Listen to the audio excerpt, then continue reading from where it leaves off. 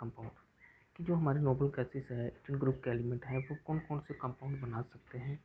देखो, हालांकि हमने पढ़ा है कि नोबल गैसेस वो बहुत ही कम रिएक्टिव होती हैं, लेकिन फिर भी जब उनको एक्सपेरिमेंटली हमने कुछ उन पर एक्सपेरिमेंट किए तो कुछ नोबल गैसेस है वो कंपाउंड बनाने के लिए उनको पाया गया कि वो कंपाउंड बना सकती हैं। तो वही आज हम देखेंगे कुछ कंपाउंड्स हैं जो नोबल गैसेस के द्वारा बनाए गए हैं। तो सबसे पहले क्या है, जिनन और फ्लोराइड के बीच कंपाउंड बनता है। The xenon form the 3 binary compound. देखो, जो जिनन है वो 3 बाइनरी कंपाउंड बना रहा है। कौन कौन से?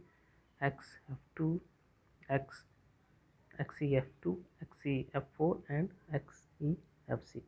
ठीक है, जिनन डाइफ्लोराइड, जिनन टेट्राफ्लोराइड एंड जिनन हेक्साफ्लोराइड।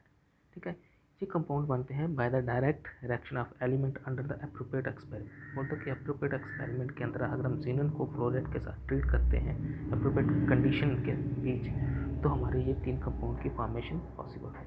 ठीक है, तो सबसे पहले हम देखा कि जब हमने जिनन को गैसेस फॉर्म में किया, जब हम फ्लोरीन के साथ किए तो जिनन डाइफ्लोराइड बनता है।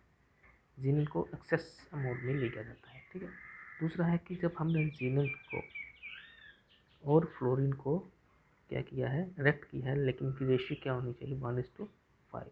ठीक है, अगर इनकी 1:5 रेशियो रखी हुई है तो तब हमारा क्या है, जिनन क्या बनाता है, जिनन टेट्राफ्लोराइड बनाता है।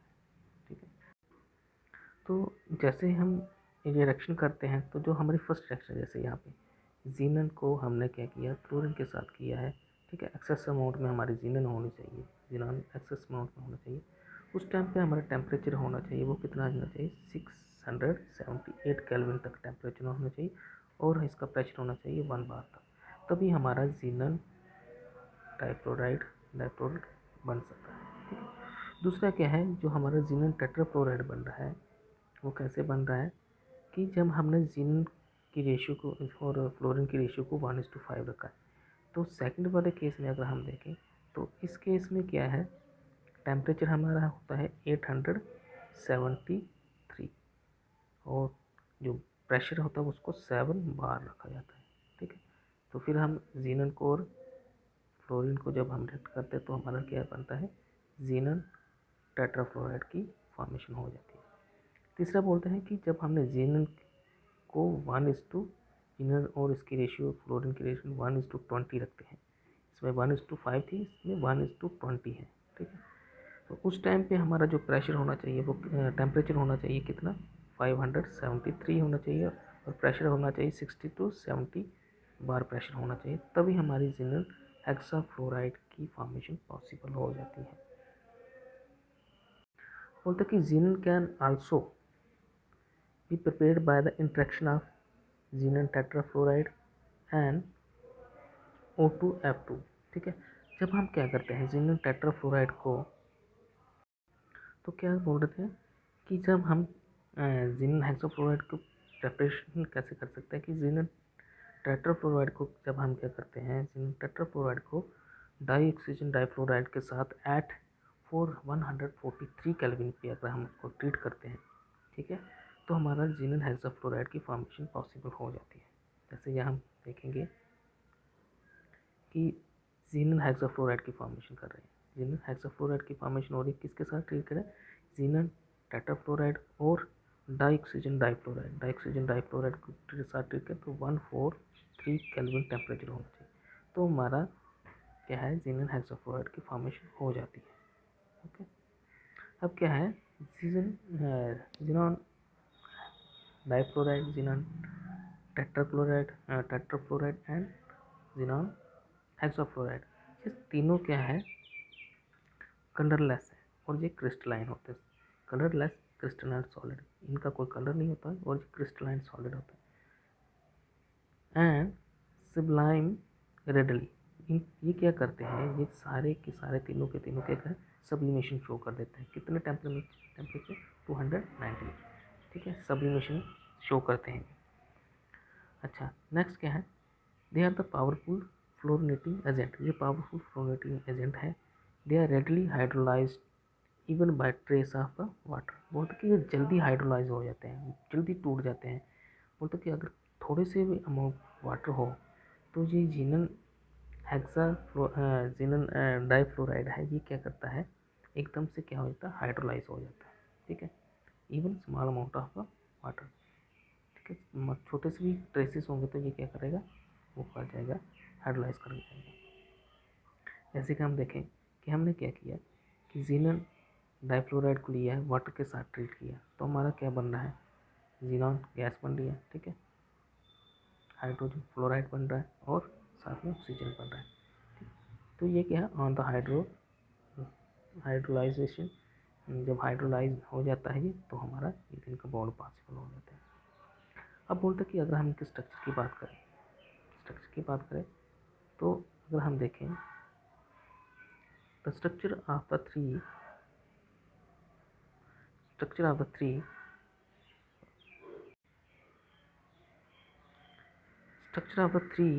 xenon fluoride can be deduced from the VSEPR, बोलते कि वेस्पर थ्योरी से हम इन जीनॉन के जो 3 स्ट्रक्चर हैं इनको हम स्टडी कर सकते हैं, अंडरस्टैंड कर सकते हैं इनके स्ट्रक्चर के बारे में, जो हमें फिगर कौन सी फिगर में दिखाया गया है, 7.9, ठीक। तो उसको देखते हैं, XCF2 जीनन डाइफ्लोराइड एंड XCF4, ये क्या है, जीनन हमारा डाइफ्लोराइड है, ये क्या है, लीनियर स्ट्रक्चर है इसका, और XCF2 का हमारा स्केयर प्लेनर स्ट्रक्चर है। इसको हम देखते हैं, देखो जो हमारा जीनन डाइफ्लोराइड है, ठीक है, इसका स्ट्रक्चर क्या है, लीनियर, और जीनन हमारा जो टेट्राफ्लोराइड है, इसका स्ट्रक्चर क्या है, स्केयर प्लेनर, ठीक है। तो यही यहाँ पे बोला कि जीनन डाइफ्लोराइड क्या है, लीनियर है, और जीनन टेट्राफ्लोराइड हमारा स्केयर प्लेनर स्ट्रक्चर। अब जीनन हेक्साफ्लोराइड हैज 7 इलेक्ट्रॉन पेयर, बोलता कि जीनन हेक्साफ्लोराइड के पास जो इलेक्ट्रॉन के पेयर हैं वो टोटल कितने हैं, 7 पेयर है, उनमें 6 बॉन्डिंग पेयर है और 1 लोन पेयर है, ठीक है, एक लोन पेयर है और 6 बॉन्डिंग पेयर है, एंड वुड दस have distorted octahedral structure as found experimentally in the gas phase। अगर हम xenon हेक्साफ्लोराइड को देखें, इसका स्ट्रक्चर देखते हैं, तो xenon हेक्साफ्लोराइड का स्ट्रक्चर को देखें तो देखिए यहाँ पे 1 2 3 4 5 6 6 हमारे बॉन्ड पेयर हैं और एक हमारा क्या है, लॉन पेयर है, ठीक है, एक लॉन पेयर है, तो इसलिए इसकी जो ज्योमेट्री है वो क्या है, डिस्टॉर्टेड ऑक्टाहेड्रल है, समझे।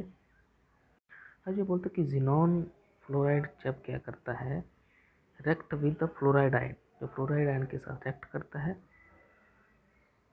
To form the cationic species and fluoride ion on the donor to form the fluorine ion. जैसे यहाँ पे देखो जिनॉन फ्लोराइड, ये सारे जिनॉन फ्लोराइड से बने हुए कंपाउंड है, तो जब क्या कर रहा है, ये रेक्ट कर रहा है, ठीक है, किसी भी उसमें रिएक्शन में देखो ये जैसे ही रिएक्ट कर रहा है विथ फ्लोराइड के साथ, ठीक है, ये यहाँ पे देखो दूसरे फ्लोराइड के साथ, फ्लोराइड आयन के साथ रिएक्ट कर रहा है, तो ये हमें क्या देता है, कैटायन स्पीसीज देता है, साथ में कैटायन स्पीसीज दे रहा है, देखो ये कैटायन स्पीसीज दे रहा है, और साथ में है ये हमें फ्लोराइड आयन दोनों टू फॉर्म फ्लोरो आयन, ये हमें फ्लोराइड आयन दे रहा है जो कि क्या बना रहा है, फ्लोरो आयन बना रहा है इससे ये, ठीक है। तो ये थी जीनन की कुछ रिएक्शन, उसकी कुछ प्रॉपर्टी। अब क्या है, जीनन और ऑक्सीजन से बने हुए कंपाउंड, तो इसमें देखेंगे कि जब हम क्या करते हैं, hydrolysis of the xenon tetrafluoride और हेक्साफ्लोराइड विद वाटर, जब वाटर के साथ इन दोनों को हम रिएक्ट करते हैं, ठीक है, इन दोनों को जब वाटर के साथ ट्रीट किया जाता है तो ये हमें क्या देता है, जीनॉन जीनॉन टेट्रा ऑक्साइड, ठीक है। जैसे फर्स्ट में देखे हैं कि जब हमने क्या किया, जीनॉन टेट्राफ्लोराइड को वाटर के साथ ट्रीट किया, जीनॉन टेट्राफ्लोराइड को वाटर के साथ ट्रीट किया, तो जीनॉन प्लस जीनॉन टेट्राऑक्साइड, ठीक है, हाइड्रोजन फ्लोराइड और साथ में ऑक्सीजन। उसी के साथ दूसरा अगर हम जीनॉन हेक्साफ्लोराइड की बात करें तो ये हमें जीनॉन जीनॉन ट्राइऑक्साइड, ठीक है, ये ट्राइऑक्साइड है, ये भी ट्राइऑक्साइड, जीनॉन ट्राइऑक्साइड है, और साथ में HF हाइड्रोजन फ्लोराइड है। द पार्शियल हाइड्रोलाइसिस अगर हम इसकी पार्शियल हाइड्रोलाइसिस करेंगे, किसकी, जिनॉन हेक्साफ्लोराइड की पार्शियल हाइड्रोलाइसिस करेंगे तो ये क्या देगा हमें, ऑक्सीफ्लोराइड दे रहा है। ठीक है, जैसे यहाँ पे ऑक्सीफ्लोराइड दे रहा है, इसमें क्या है, XeOF2 and XeO2 and F2, ये क्या है, ऑक्सीफ्लोराइड दे रहा है साथ में।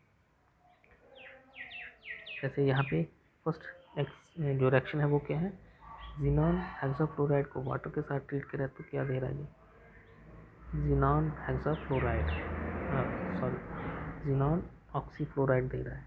ठीक है, और दूसरे में भी अगर देखें तो यहाँ पे भी जिनॉन ऑक्सीफ्लोराइड दे रहा है। ठीक है, साथ में HF दे रहा है। तो ये थे इसके स्ट्रक्चर, ये हमने अभी पढ़ लिए हैं। अब देखो जो स्ट्रक्चर बचे हैं, कौन से स्ट्रक्चर बचे हमारे, जिनॉन ट्राइऑक्साइड के, ये क्या है, पहले इसके बारे में प्रॉपर्टी क्या है, कलरलेस एक्सप्लोजिव सॉलिड है, और इसकी जो शेप है वो क्या है, पिरामिडल है मॉलिक्यूलर स्ट्रक्चर, जैसे हमने, ये क्या है इसका, पिरामिडल मॉलिक्यूलर। ठीक है, अगर हम देखें तो दूसरा क्या है हमारा, XeOF4 इज ए कलरलेस, ये क्या है, कलरलेस है, वोलेटाइल है, लिक्विड है, वोलेटाइल लिक्विड, और इसकी जो स्ट्रक्चर है वो क्या, स्केयर पिरामिडल मॉलिक्यूलर स्ट्रक्चर। तो ये स्ट्रक्चर हम देख लेते हैं, ये वाला XeOF4 इसका स्ट्रक्चर स्केयर पिरामिडल, और दूसरे का हमारा जो स्ट्रक्चर है वो क्या है, पिरामिडल XeO3। तो ये था हमारा आज का टॉपिक। कुछ कंपाउंड थे जो कि नोबल गैसेस बना सकती हैं, तो उसी के बारे में छोटा सा टॉपिक था, तो उसके साथ हमारा यूनिट खत्म होता है। Thank you, have a good day.